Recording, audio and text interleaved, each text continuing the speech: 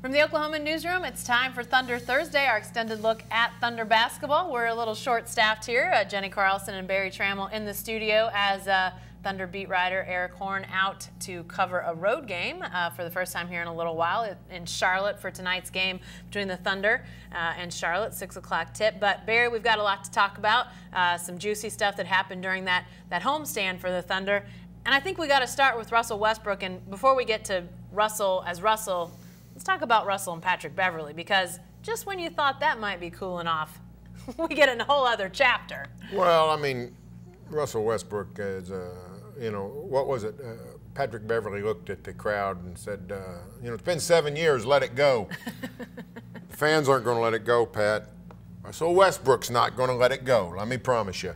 That's a, you know, that's a axe he's going to continue to grind. Yeah. It's not going to change. Every time Russell Westbrook takes the court against Patrick Beverley, you can see there's a little bit different fire in his eyes. Often it leads to bad basketball. It didn't on Tuesday night. It led to good basketball.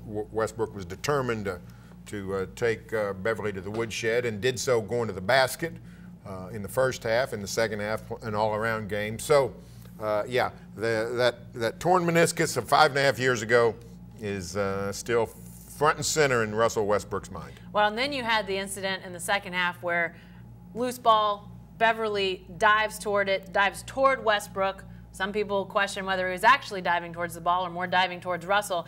And then technical fouls, flagrant one on Patrick Beverley. That seemed to restoke things, but people have questioned, and I've heard it, was that a legit play? Barry, you saw it live.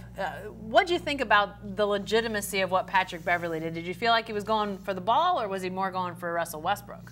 I thought it was within the parameters of how Patrick Beverley plays. Patrick Beverley plays on the edge. Patrick Beverley plays physical / dirty, somewhere in the shadows between those two elements. He does that with most people. He doesn't back down.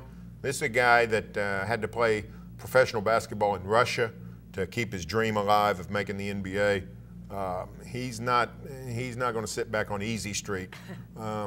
So I thought it was a borderline dirty. Most of what he does, that's the way he plays. I have no quibble. I think if that had been Avery Bradley making the same play, it's no flagrant. Yeah. Patrick Beverley makes it flagrant. Just because of the history.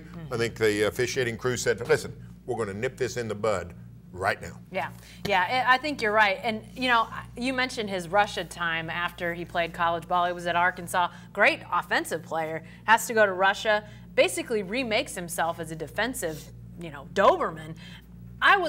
To me, he's the type of guy you want to love his story. But around here, he's so hated. I mean, if he played for your team, you would love him. But nobody around here loves Patrick Beverley. He's got the best story, though. You think, wow, this guy is a self-made man in a league where that doesn't happen very often. I've often wondered what it'd be like if the Thunder traded for Patrick Beverley. I'd like to have a camera on when they tell Russell Westbrook. Westbrook being Westbrook, I think Westbrook would eventually embrace Beverley pretty good, because Westbrook's all about who's on my team. If you're not on my team, you're against me. But if, you know, so I think Russ would come around. But it would be a fun, close-up of Russ's face. But you're right. He's the kind of guy you need on your team. I mean, he's a guy that you want. I wish more Thunder defenders played with the zeal that Patrick Beverley plays with. You know, the Clippers have gone from 3 superstars. They had 3 all-NBA quality players 2 years ago. They've gone down to 0, but they still got a pretty good team. Pretty good collection of talent. And one thing they've got is they got 2 guards that guard the heck out of you. Yeah. In Bradley and Beverley, 2 of the best in the league. So it's an interesting team, and one of the reasons it's competitive is because of that commitment to defense. So saying that, how good they are defensively, especially on the perimeter, for the Thunder to outscore them 39-10 in the third quarter the other night, Barry, is that the sign of a corner turn for this team? Nah, there's no reason to think that yet. Maybe it is, but I mean, they've done good things, you know, this season, but it hadn't really followed to the next game. But it is a good sign. It shows the Thunder, at least Billy Donovan's got a tape now. You can say, hey, let's watch these 12 minutes. Let's do that every 12 minutes. Let's play this way. I mean, the Clippers shot 43 foul shots in that game Tuesday night, 0 in the third quarter. The Thunder just kept fouling and fouling and fouling, and I know the whistles are blowing and it's driving everybody crazy.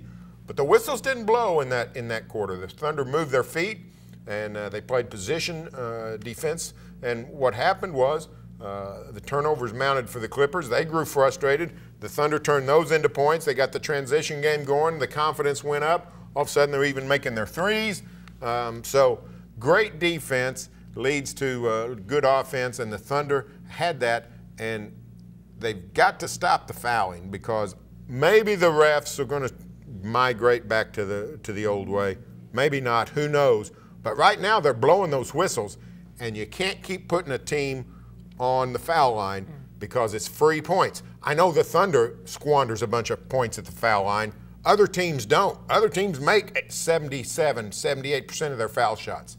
So you can't keep fouling, and the Thunder, to their credit, didn't do that in that third quarter. Yeah, I think it's going to be interesting to see how the NBA does sort of address this issue of how they're calling fouls out on the perimeter, because it does lead to some foul shots in abundance at times, can sort of slow down the flow of the game, the fun.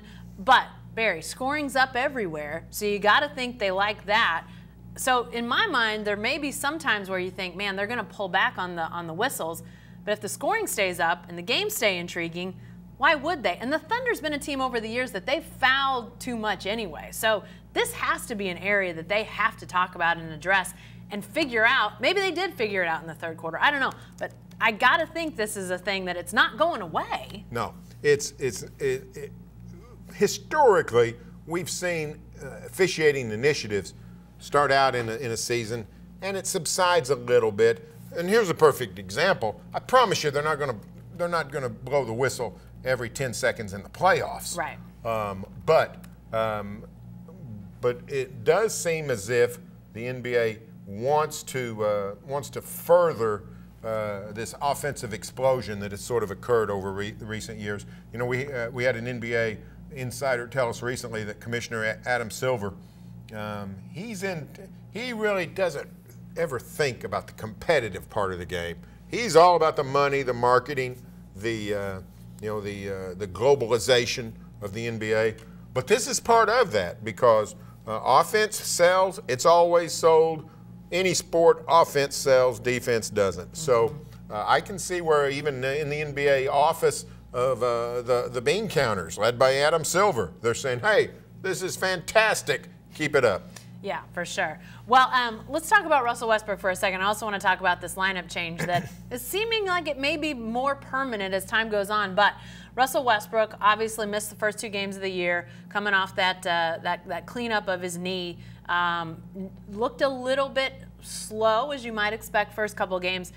Do you think we're starting to see 100% Russell Westbrook if we didn't in those first couple of games he played? Never once on Tuesday night did I think, well, Russ is a little bit slowed or he's not himself. He looked his prime self to me. So of course his prime is pretty high. So he could be 92%, and you're still better than most athletes in the NBA. But he's looking good to me physically. I think there's a couple of good signs of his mental state, the frustration. He never let that mount even when things were going badly against the Clippers. Mm-hmm. He took out his frustration by going to the basket, not by jacking up threes. Anytime Russell takes quick threes, that's generally a sign that the offense isn't working and he's getting frustrated. The offense had some stagnation. He didn't let it affect him. I thought that was a good sign. So if he can keep that up, the Thunder as a team shot much fewer three-pointers the last couple of games. Yeah. That's a good indication that they're getting better shots. So I like where Westbrook is. He's all. You know what else he's not doing? Is he's not trolling for rebounds. Mm-hmm. His rebounding is a little down, but but the Thunder doesn't seem as intent, starting with Steven Adams, on just giving rebounds to Westbrook. So that's a good thing. For me, it always comes down to Westbrook's defense. If he commits to the defense, the Thunder's going to be in pretty good shape. Yeah, and what you said about sort of him maybe looking a little bit different physically on Tuesday, I thought so too.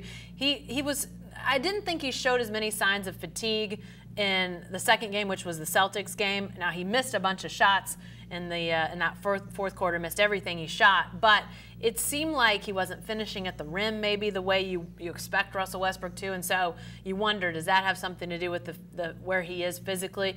But I think we're starting to see that come together, that he is finishing at the rim. But one of the things he's not doing, Barry, is getting that mid-range shot as much. I think teams are trying to push him off that, but how does he get that back? Because that's a real rhythm shot for him and that offense in a lot of ways. And defenses seem a little bit more committed to make sure he doesn't get that elbow jumper that he loves so much. Yeah, and it's very odd that at least 2 straight games, he hadn't done much of that. What's interesting to me is the whole league has a defensive philosophy of countering the offensive philosophy, which is get to the paint for easy shots or take 3-pointers. Most defenses are geared to wanting you to shoot that mid-range. It seems like if Russ really wants to shoot more 17-footers, he's going to be able to, because even though if you have a particular game plan for an individual, it's counter to what you're being taught every other minute of the day, which is give him the mid-range, give him the mid-range. So I think the mid-range will return to Westbrook. It is a money shot for him. It's a good shot.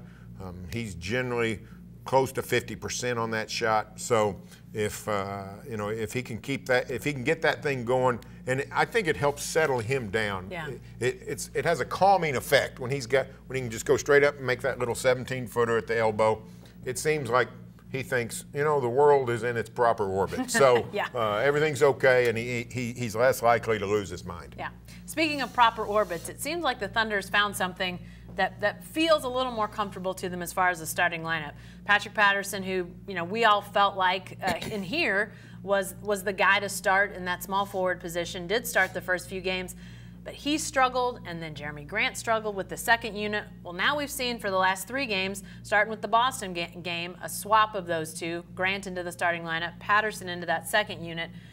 And it seems to have, talking about settled, seems to have settled them both a little bit, Barry. Is it working, or is it just guys feeling comfortable? What's happening here? It is working, and I don't understand it, because clearly Patrick Patterson should be a better fit with the starting unit. That's a unit that needs spacing, doesn't have much shooting outside of Paul George. Patrick Patterson would provide it. Jeremy Grant gives them, against most teams, Jeremy Grant's the preferred defender because he is more athletic, he is more versatile.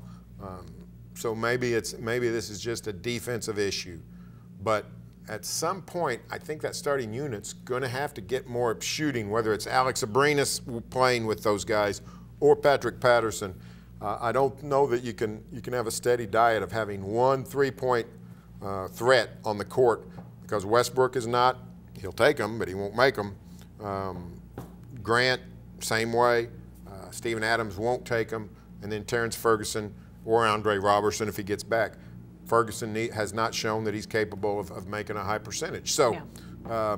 It doesn't make sense to me, but it is, small sample size, but it is working. Is the key potentially whoever starts may not be who's with the starters towards the end? I mean, it seems like Billy Donovan has shown that he's not wedded to, well, if the starters are out there, it's got to be Jeremy Grant. He's mixing those guys around. Is that the answer, that just because Patterson isn't starting doesn't mean he's not going to see significant playing time with those other guys? Yeah, now, what I've found is if you're not starting, you end up not playing much with the 4 guys that are the main starters, whoever that might be. James Harden might be a rare example. What it is I think it's I think what Billy wants is, I think he'd prefer Dennis Schroeder to be a finisher. Yeah. In the Harden line, not to say that he's anywhere near James Harden, but I think Billy Donovan has no designs to ever start Dennis Schroeder. But I think ideally he would finish with Dennis Schroeder, because Schroeder's a guy that you can throw him the ball, and even when the defense is clamped down, he can create and do all kinds of things. So, certain teams It's hard to play Westbrook and Schroeder together, but certain teams it's not. And I think that's Billy's preferred finishing lineup is with Schroeder. Before we get out of here, let's take a quick look at upcoming games. A couple Eastern Conference teams, Barry, back-to-back, starting in Charlotte, 6 o'clock Thursday, 7 o'clock in Washington on Friday, then a little break over the weekend, and then a home game against New Orleans and potentially the leading, if there's an early leading MVP candidate in the league, Anthony Davis. But Western Conference teams seem to get pretty well against Eastern Conference teams. Is the back-to-back a chance for the Thunder to get 2, or is back-to-back going to be a hard 2-0 swing for them? Well, it'll be difficult, but it's doable. Charlotte's playing well. I think they're 4-4, but they've played a very easy schedule. Have not played a Western team. They played all against the East, so they've been feasting on the weak side of the NBA. That's a game the Thunder could win, maybe should win. You go to Washington, the Wizards are a mess.